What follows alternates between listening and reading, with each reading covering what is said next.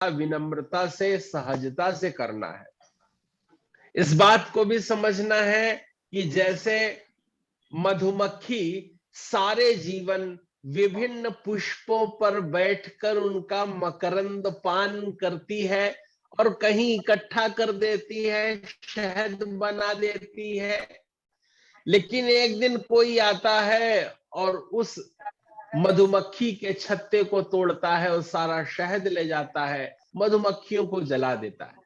ये धन के संग्रह की गति बताई गई है। जो जीवन में उपयोग नहीं करते हैं, दान नहीं करते हैं, उनका नाश हो जाता है।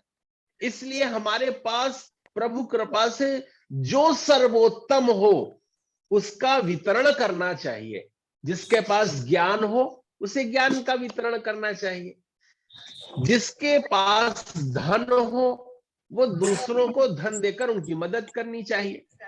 एक बार एक आश्रम में कोई सेठ जी पहुंचे और कहा कि महाराज आप तो आशीर्वाद दीजिए, मेरे घुटने जवाब दे रहे हैं, शरीर जर्जर हो रहा है, नहीं तो मैं आश्रम की बड़ी सेवा करना चाहता हूं। और फिर चले गए। इसके बाद एक कोई पंगु व्यक्ति आया, उसने कहा कि प्रभु अगर मेरे शरीर होता तो मैं आश्रम की बड़ी सेवा करता, लेकिन मैं क्या बताऊं, मेरे पास शरीर ही नहीं है। वो आश्रम के अधिपति मुस्कुराने लगे। उनके जाने के बाद उन्होंने कहा, देखो जिसके पास धन है वो शरीर से सेवा करना चाहता है, और जिसके पास शरीर की जिसको अपेक्षा है वो कहता है कि शरीर आएगा तब मैं सेवा करूंगा, धन है तो वो धन से सेवा नहीं कर रहा है। तो संसार की क्या गति है कि जिसके पास जो नहीं है वो उतना चित्त उसमें लगाए हुए है, इसलिए व्याकुल है। कुल मिला के सार ये है कि भारतवर्ष की ज्ञान परंपरा तब मूर्त रूप लेगी, स्थापित होगी, जब वर्तमान में शिक्षकों का मान होगा।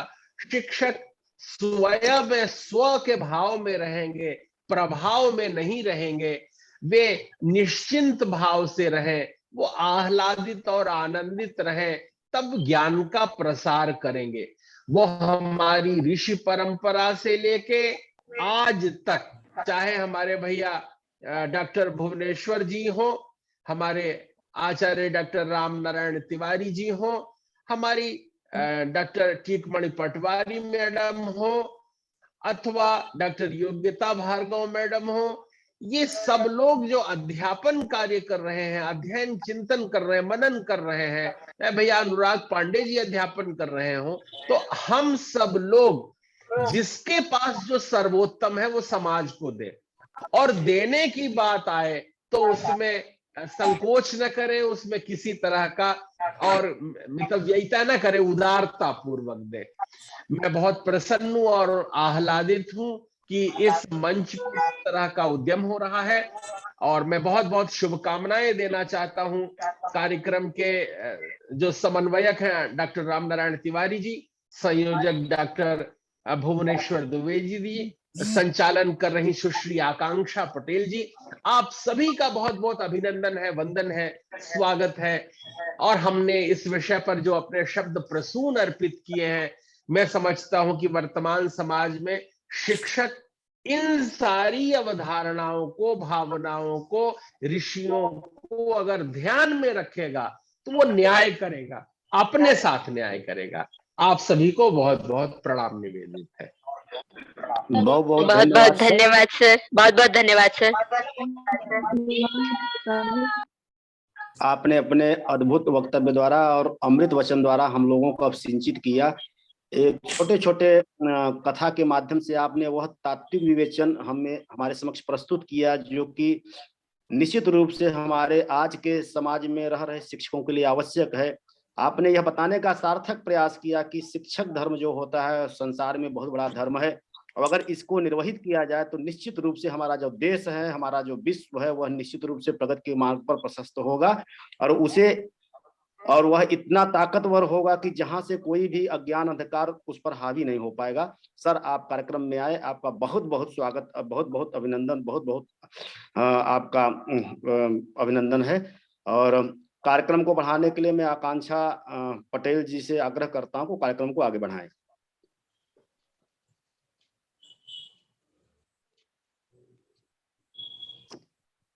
आकांक्षा, मेरी आवाज सुन रही हो? यस। कार्यक्रम को आगे संचालित करें।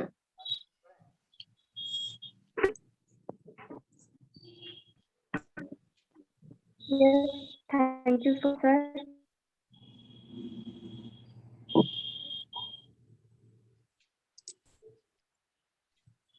नमस्कार, आपका बहुत बहुत धन्यवाद, तहे दिल से शुक्रिया। आपने वाकई में बहुत ही, कहते हैं ना, कम शब्दों में ही लेकिन हम सभी को वो नॉलेज दी आज, वाकई में जो शिक्षकों के लिए कहीं ना कहीं बहुत ही ज्यादा जरूरी है, आपने वो हमें बताया। और अब बारी है एक ऐसे ही महान साहित्यकार से मिलने की, एक ऐसे ही महानुभाव से मिलने की। और सर अगर हमारे बीच कनेक्टेड होंगे तो मैं चाहूंगी कि सर हमारे बीच आए और हम सभी को वो नॉलेज दें और वो अपने विचारों को, अपनी बातों को रखें, वो भी बताएं हमें कि वाकई में आज इस वर्तमान समाज में शिक्षकों की क्या स्थिति है और क्या उसमें क्या सुधार किया जा सकता है। तो हमारे बीच कनेक्टेड है एक बहुत ही रिस्पेक्टेड पर्सनालिटी, बहुत ही ऑनरेबल पर्सनालिटी, एक बहुत ही सम्मानजनक, जिनका तहे दिल से स्वागत है आज के इस शानदार से प्रोग्राम में, और जिनको अगर कहें तो ये कार्यक्रम के अध्यक्ष भी हैं और गाजीपुर के रहने वाले हैं और गाजीपुर पीबी कॉलेज के प्राध्यापक भी हैं, लोक साहित्य विशेषज्ञ भी हैं। और सर आपका बहुत बहुत स्वागत है आज के इस शानदार से प्रोग्राम में। और इन्होंने बहुत सारे गीतों का संकलन भी किया है, 2000 भोजपुरी गीतों का संकलन भी किया है। तो मैं सर को चाहूंगी कि एक बार उनको इनवाइट करने के लिए जोरदार क्लैपिंग हो जाए और सर क्या तहे दिल से वेलकम किया जाए, जोरदार तालियों से स्वागत किया जाए। So everyone please welcome on this screen well respected personality doctor Ram Narayan Tiwari sir. Yes sir, most welcome sir, आपका बहुत बहुत स्वागत है सर आज के इस प्रोग्राम में।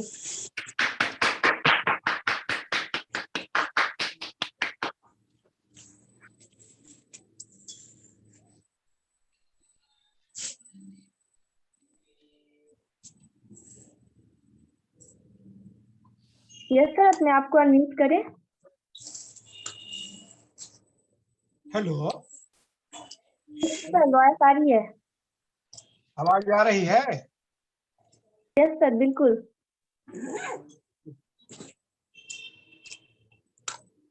आदरणीय संत राज सिंह जी, नीलिम त्रिपाठी जी और इस चैनल को जुटे सभी विद्वान, विषय है वर्तमान समाज में शिक्षक। निस्संदेह अभी नीलिम त्रिपाठी जी बोल रहे, वो शिक्षकों के वैदिक स्वरूप को दे रहे थे। उस समय निस्संदेह शिक्षक हमारे इतने बड़े थे कि उनके जियोग्राफिकल बाउंड्री उनके आगे छोटी थी। यही कारण था कि उस समय देश विदेश के विद्वान हमारे यहाँ के शिक्षकों के पास आते थे, क्योंकि वो सीमा पार हो चुके थे। दूसरा कि पूर्व पास्ट में हमारे शिक्षक जो थे, मैं देखता हूं कि परंपराओं की धरोहर के संवर्धन करते थे, उसका संरक्षण करते थे और बड़े ही पूजनीय और सम्माननीय थे। आवाज आ रही है ना? 25 सर। आवाज आ रही है ना? हाँ सर, आ रही है। बड़े ही सम्माननीय थे और उनके सामने राज मुकुट झुक जाते थे। जैसे कि नीलिम त्रिपाठी जी की एग्जाम्पल भी दे रहे थे कि रामचंद्र की भी माथा उनके आगे झुकी, श्री कृष्ण के भी झुकी। ये तो पास्ट हुआ और आज भी हमारे समाज के पास वही चश्मे हैं जो उन गुरुओं को देखता है। आज वर्तमान के गुरुओं को भी उसी चश्मे से देखा जाता है। लेकिन जब हम सच्चाई के नजदीक जाते हैं तो आज स्थिति बदल चुकी है। आज जो गुरु है लोकतंत्र का एक नागरिक है, इससे ज्यादा कुछ नहीं है। जैसा कि मैं देख रहा हूं, और हड़ताल न करे तो उसको वेतन न मिले, स्थिति यहाँ पहुंच गई है। और राजा के मुकुट को कौन कहे, एक साधारण पार्टी का मेंबर भी उसको अपना नौकर समझ रहा है। ये भी स्थिति हम लोग के सामने ही देखने को मिल रही है। मैं तो एक चित्र, और जब से सरकार ने सेल्फ फाइनेंस की घोषणा की है, तब से मैं देखता हूं कि हमारे टीचर सर्कस के बंदर हैं। मैनेजमेंट जैसे चाहता है उसको घुमा देता है। तो अब हम पास्ट के चीजों को लेकर के चलेंगे तो डर लगता है कि कहीं धोखा न खा जाए। निस्संदेह गुरु आपके यहाँ बहुत बड़े चीज थे। उनकी बातों को जब हम लोग सुनते हैं, पढ़ते हैं, तो लगता है कि वो लोग कितने बड़ा पोस्ट था। लेकिन आज तो ऐसा है नहीं। तो आदमी को पास्ट में उतना इंस्पिरेशन तो हम लेने के लिए जाएं, लेकिन पास्ट में कहीं जाकर के चिपक न जाएं। हम इस बात को भी नहीं मानते कि हमारे यहाँ सब कुछ ज्ञान था। ज्ञान पश्चिम में भी था, क्योंकि जिस समय वाल्मीकि थे उसी समय हम लोग होमर को देखते हैं। वो बात छोड़ दीजिए कि वाल्मीकि आदि कवि थे, रामायण से पहले लिख दिए थे, लेकिन जो वैज्ञानिक अध्ययन होता है उस समय मैं देखता हूं कि होमर भी उसी समय था जब हमारे यहाँ वाल्मीकि थे। और करीब करीब दोनों की, जो हमारे यहाँ भरत मुनि का नाट्य शास्त्र है, करीब करीब अरस्तु के नाट्य शास्त्र से भी मिलता जुलता रहता है। अधिकतर चीज कहीं कहीं मिलता है। और हम लिंग्विस्टिकली भाषा विज्ञान के दृष्टि से जब हम लोग अध्ययन करते हैं तो यह भी मानता है कि सप्तम और कैंटुम भाषा की यूरोपियन भाषा की जो दो वर्गीकरण किए गए थे, तो सप्तम से ग्रीक और लैटिन निकला और कंटुम से संस्कृत निकली। तो ये जग जाहिर है कि दोनों में साम्यता होगी। वहां भी गुरु थे, अरस्तु भी सिकंदर को पैदा किया, प्लेटो का हम लोग सुनते हैं, हमारे सोक्रेटिस थे, जो सुकरात को हम लोग देखते हैं, वो लोग थे।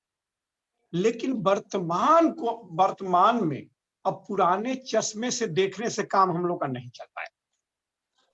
क्योंकि आज हम एक मंत्री से कहेंगे कि एक टीचर के घर जा करके उसको, अगर टीचर पढ़ाया ना हो तुम जा करके सलाम करो, तो हम तो नहीं मानते कि मंत्री कर पाएगा।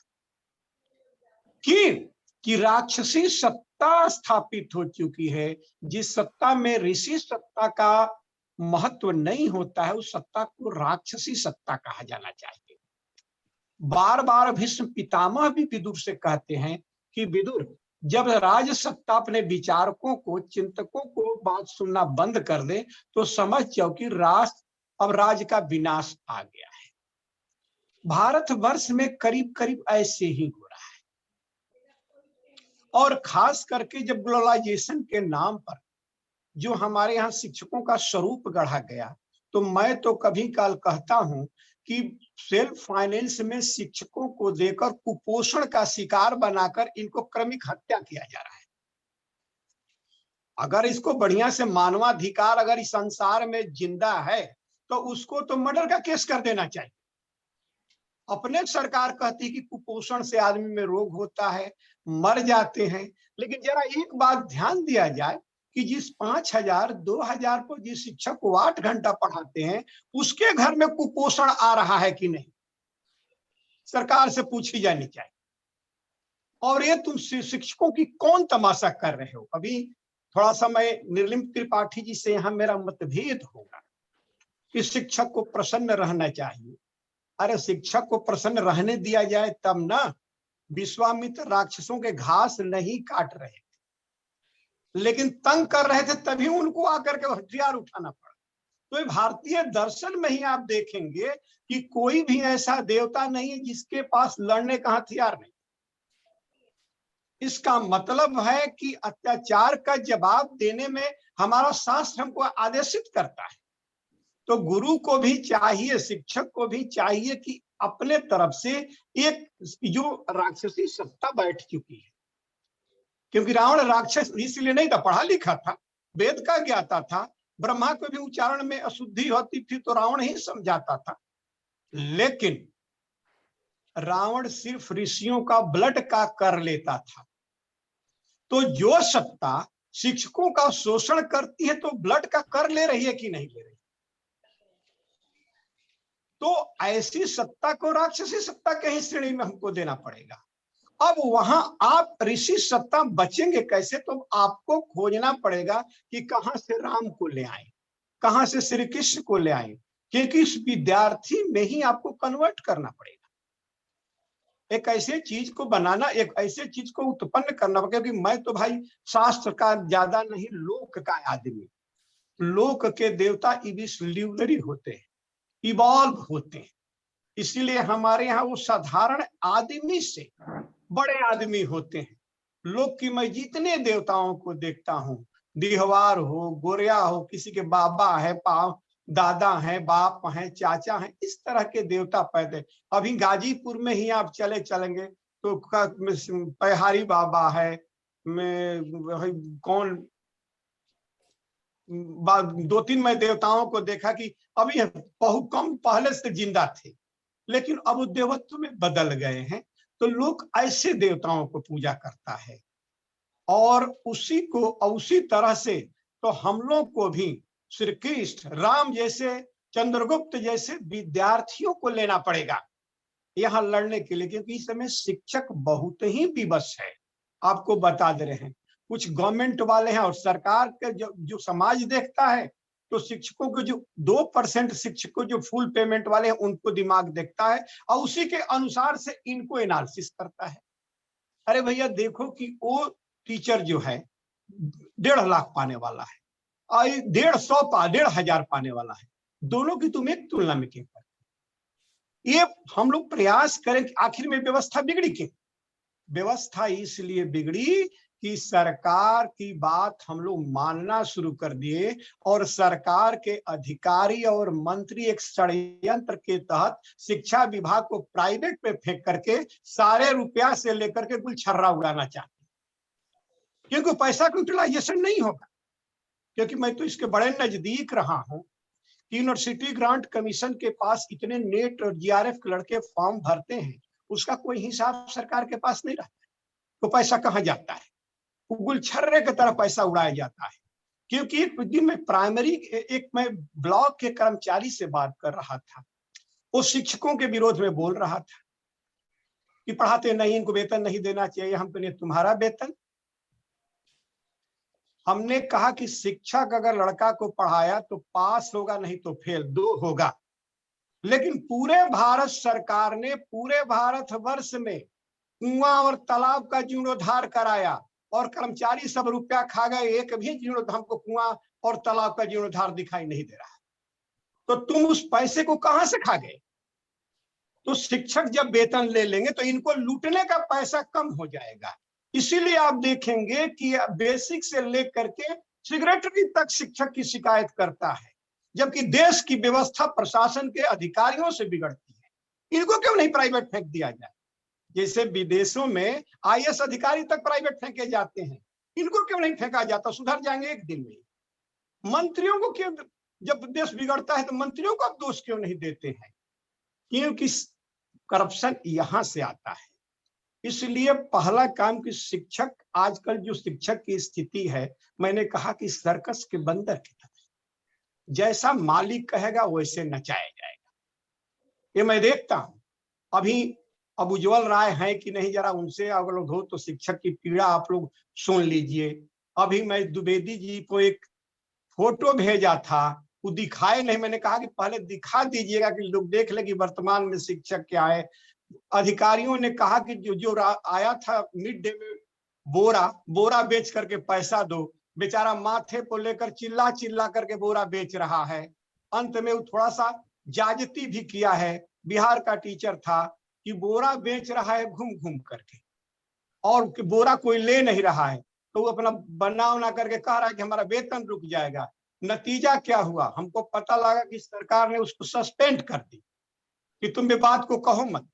इसी तरह एक शिक्षक उत्तर प्रदेश का था, एक प्रश्न उठा दिया था कि सरकारी स्कूल में मंत्रियों और लड़कों को, अधिकारियों को, बच्चों को पढ़ाया जाए, उसको नौकरी से टर्मिनेट किया गया था। उस समय अखिलेश जी मुख्यमंत्री थे।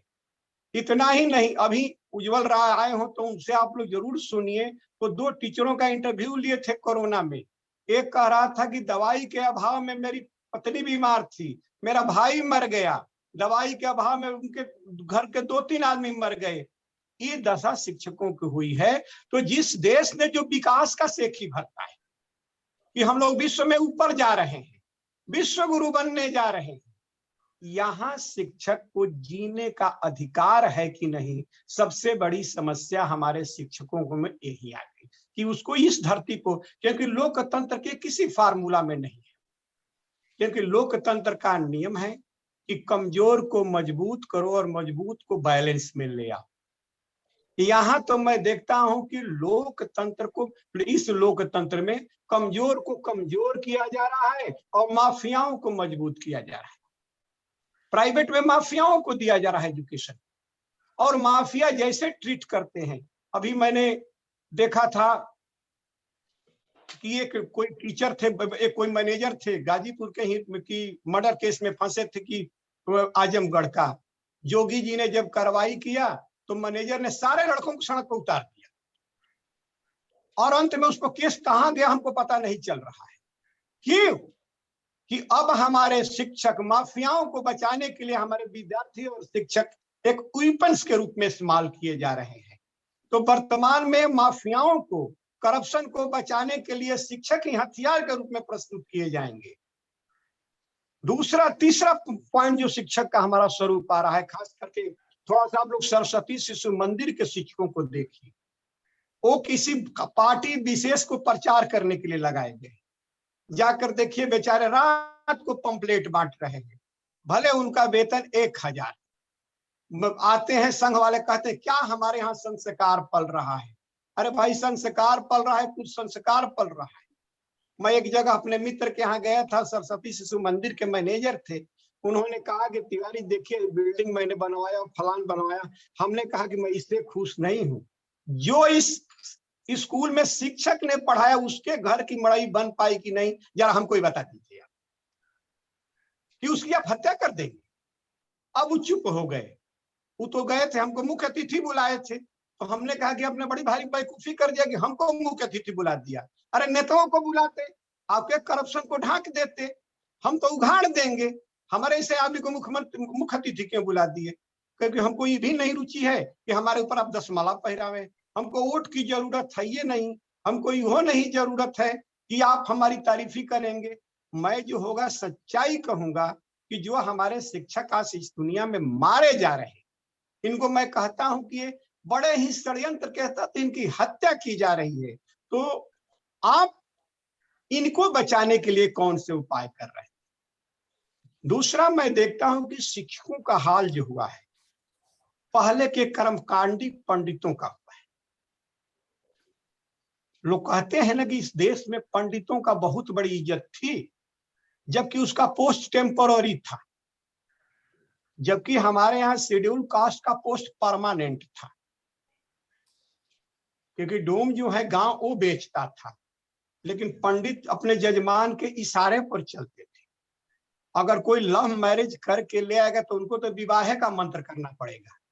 एक सज्जन हमने कहा कि आप लोगों ने कुछ कानून बताया, वो लव मैरिज किए थे, तो मैंने कहा कि मैं कहा था कि तुम लव मैरिज करके आ जाओ, लेकिन जब करके ले आए तो मैंने तुम्हें संस्कारित करने का काम किया, तो मैं तो विवश हूँ, पुरोहित तो विवश है। वही हाल लोकतंत्र के टीचरों का हुआ है।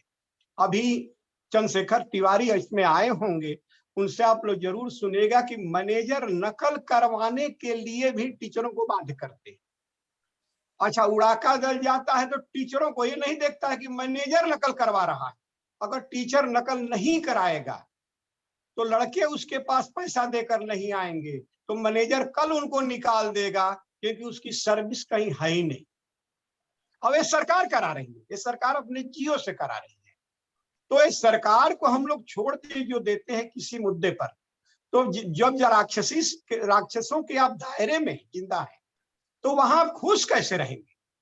विश्वामित्र नहीं खुश रह पाए, वशिष्ठ नहीं रह पाए, बड़े बड़े ऋषि जंगल में राक्षसों के डर से भागे थे, तो रामनारायण तिवारी और संत नाराज सिंह कैसे इसमें जी सकते हैं? क्योंकि कोई भी राज सत्ता अगर ऋषि सत्ता का सम्मान नहीं करती तो राक्षसी सत्ता होती है। और भारत में करीब करीब यही हो गया है कि शिक्षा को हमने व्यापार बना दिया है। जहां शिक्षा विचार और संस्कार की विषय थी, वहां शिक्षा आज व्यापार और प्रॉफिट की हो गई है। और ऐसी विषम स्थिति में जहां शिक्षा मिशन थी, आज उसको कमीशन पर चल रही है, चाहे नियुक्ति हो चाहे कुछ। और ऐसी विषम स्थिति में शिक्षकों का अस्तित्व ही खतरे में है। क्योंकि अभी आप पढ़ लीजिए कि अभी मध्य प्रदेश में कितने सुनते हैं कि कॉलेज बाबा रामदेव के हाथ में बेच दिया गया। और इस सरकार का बेचना ही मैंने विकास का मॉडल मान लिया। कि तो पहली बार मैं देखा कि कोई नालायक बेटा घर का संपत्ति बेच दे और कहे कि मैं विकास कर रहा हूँ। वही भारत में हो रहा है। शिक्षकों का वर्तमान में अस्तित्व बड़ा ही संकटपूर्ण है। अब इसका विकल्प क्या करना चाहिए? क्योंकि देखिए भाई, लोकतंत्र में तो आपको बदलना ही पड़ेगा। अब कल मैं सोशल मीडिया में देख रहा हूँ, मुझे बड़ी खुशी होती है कि बहुत जगह अब शिक्षकों को एक मंच को यूनाइट किया जा रहा है। शिक्षकों को एक मंच को यूनाइट किया जा रहा है। ये सबसे खुशी की बात है कि अब यूनाइट किया जाए और मैनेजर सिर्फ फ्री होकर शिक्षक चुनाव लड़े।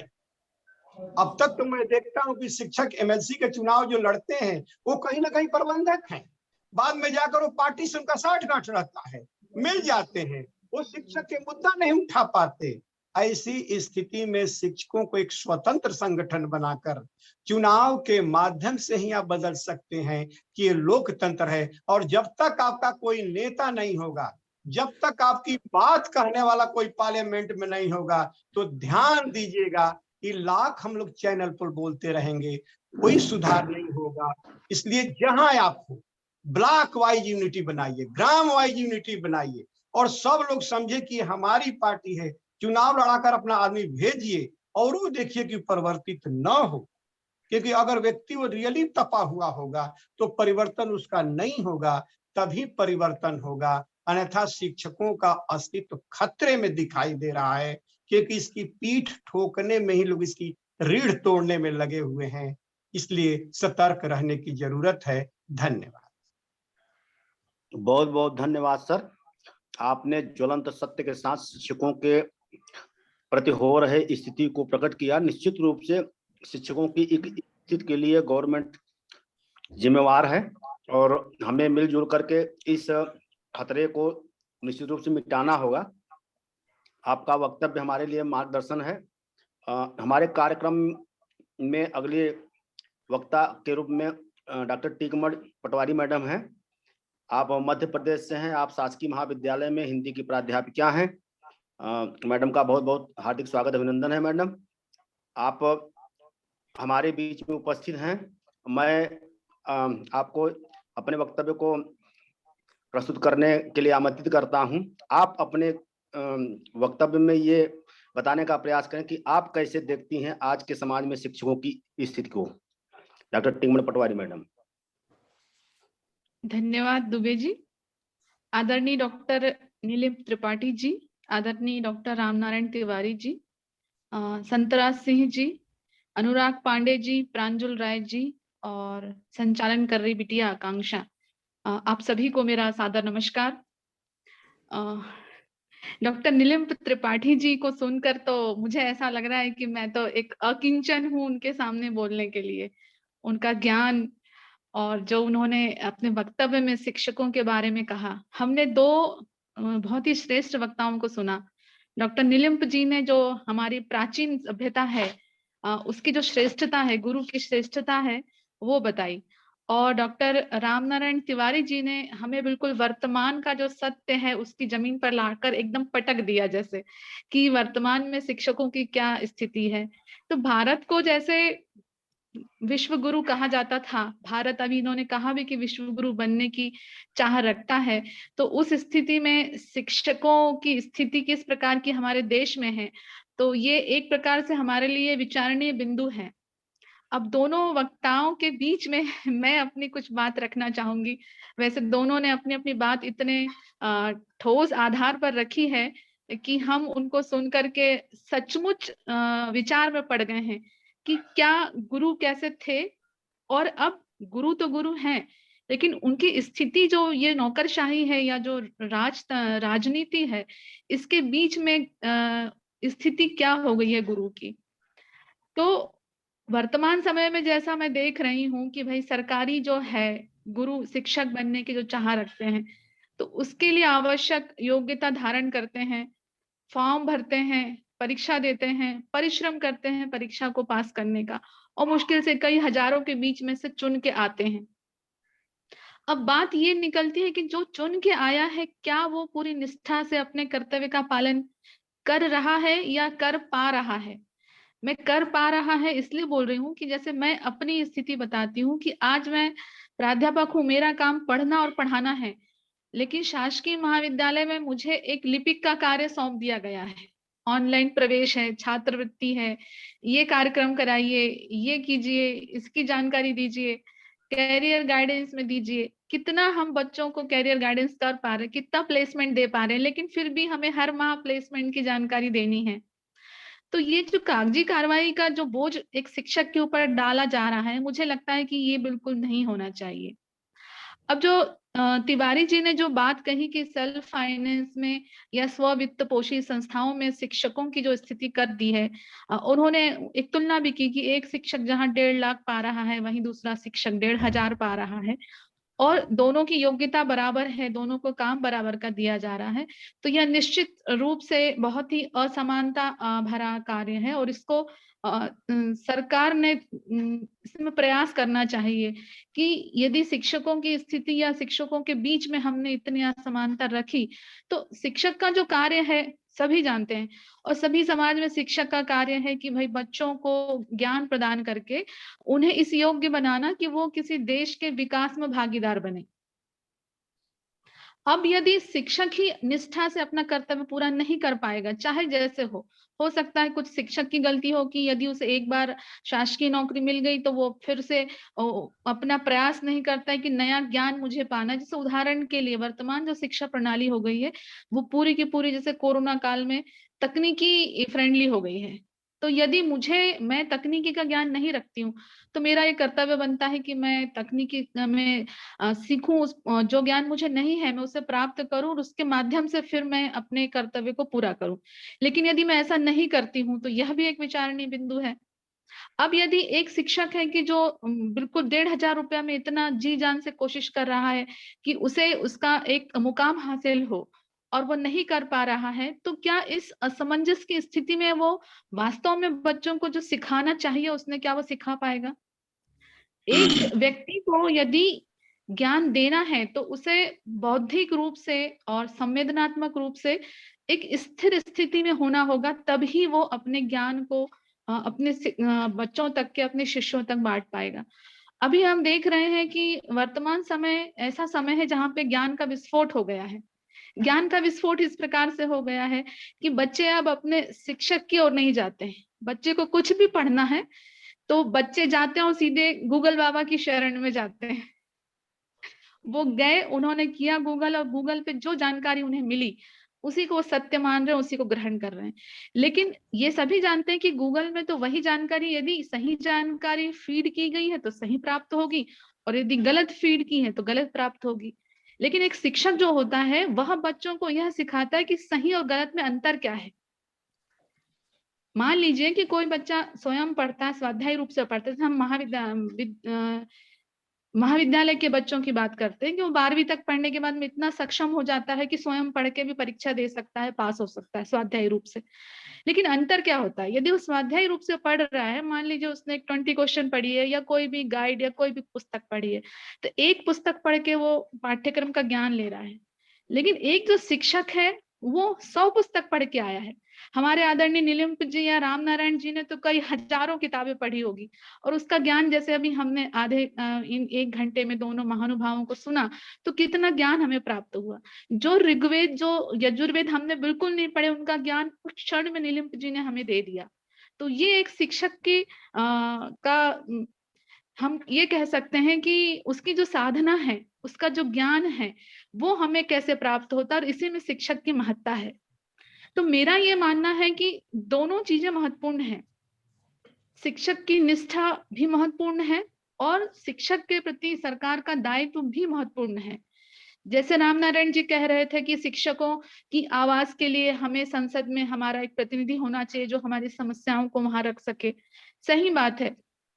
जब हम रोटी कपड़ा और मकान की चिंता से ऊपर उठेंगे तभी तो हम शिक्षा या संस्कृति या जागरूकता का काम कर पाएंगे। यदि हमारा पूरा ध्यान हमारी रोजी रोटी पे यदि लगा है कि कैसे हमें 2 समय का अन्न पानी मिल सके, तो उससे हटके फिर हम क्या सोच पाएंगे। तो यदि एक शिक्षक की आर्थिक स्थिति यदि अच्छी नहीं होगी तो हम उससे ये अपेक्षा नहीं कर सकते हैं कि वो अपने कर्तव्य का पालन पूरी निष्ठा से कर सके। अब मैं थोड़ी सी बात नई शिक्षा नीति में करना चाहती हूँ कि जो नई शिक्षा नीति में जो भी ज्ञान के लिए पुरानी हमारी जो विधियां थी या पढ़ाने की जो भी हमारी कलाएं थी, विधियां थी, वो थोड़ी सी असफल सी हो रही है।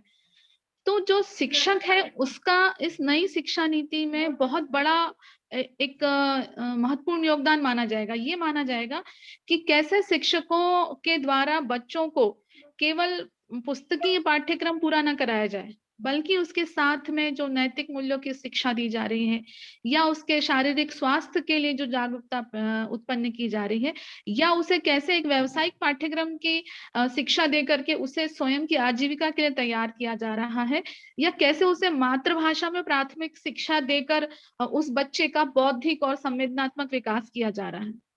शिक्षा केवल ये नहीं है कि बच्चे ने डिग्री ले ली, परीक्षा पास की और डिग्री ले ली। शिक्षा वो है जो बच्चे को बुद्धि, मन, हृदय, संवेदना सभी से परिपूर्ण करे, वह शिक्षा है। तो वो काम केवल किताबें नहीं कर सकती है। उन किताबों के साथ हमारा जो शिक्षक है, हमारे जो गुरु हैं, वो हमारे लिए एक प्रकाश स्तंभ है। जैसे जो महर्षि अरविंद हैं, उनका कथन है कि अध्यापक जो होता है वो संस्कृति का एक चतुर माली होता है। माली यानी जो बाग बगीचा देखता है, चतुर माली होता है जो बच्चों में संस्कारों की जड़ों का खाद देता है, मतलब जड़ों में संस्कारों की खाद देता है और अपने श्रम का पसीना सींच कर बच्चों को राष्ट्र के लिए तैयार करता है और तब जाके हमारे राष्ट्र का निर्माण होता है। तो यदि हम महर्षि अरविंद के इस कथन को देखें, शिक्षक के लिए जो कहा है, या जैसे नीलिम्प जी कह रहे हैं या राम नारायण जी कह रहे हैं, या हम किताबों में भी पढ़ते हैं कि गुरु की महिमा का बखान किया जाता है, तो मैं बहुत ज्यादा 100% सकारात्मक या 100% नकारात्मकता की ओर नहीं जाती हूँ। मैं मध्यम मार्ग की ओर जाती हूँ कि शिक्षक में भी उस पद की योग्यता होनी चाहिए, निष्ठा होनी चाहिए, बच्चों के प्रति समर्पण का भाव होना चाहिए, और समाज और राष्ट्र का भी ये कर्तव्य है कि एक शिक्षक के लिए वो क्या कर सकता है और उसके ज्ञान और उसके जो भी वो श्रम कर रहा है उसके एवज में उसे उतना पारिश्रमिक मिल पा रहा है या नहीं। ये राष्ट्र का, समाज का, हमारे जितने राजनीतिज्ञ हैं, हमारे जितने भी बड़े बड़े नेता हैं या जिन्हें हम समाज सुधारक कहें, सभी का समवेत प्रयास होना चाहिए। पहले कहा जाता था जैसे भगवान राम भी जब वन गमन जाते हैं तो जितने भी गुरु उन्हें मिलते हैं सबको शीश नवाते हैं, और जैसे नीलिम्प जी ने भी कहा कि एक वेश्या को भी गुरु बनाया, तो हम भी अपने जीवन में जो हमें पढ़ा रहा है वही हमारा गुरु नहीं है। हम जिससे भी हमें कोई भी ज्ञान प्राप्त हो रहा है वो हमारा गुरु हो सकता है।